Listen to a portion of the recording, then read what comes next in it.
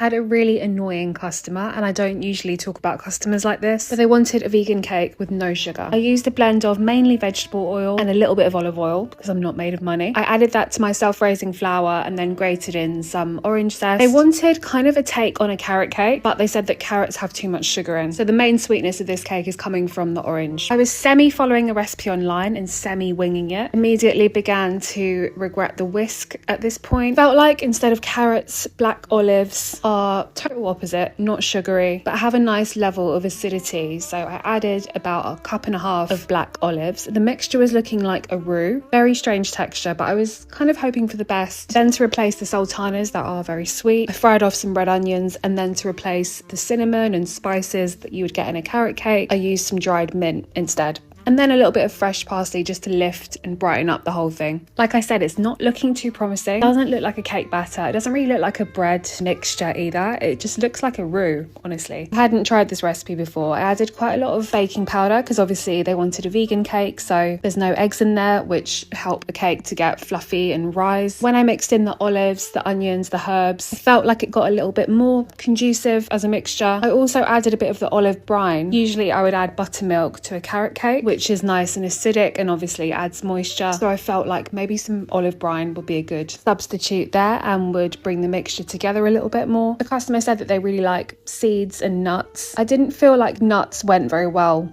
in a cake like this though, so I just sprinkled some sesame seeds on top of the cake once all the batter was in, and then baked it for about 45 minutes. I haven't taken it out of the tin yet. It's feeling quite heavy and dense and it didn't rise loads, but I'm going to decorate it tomorrow and we'll see what it's like.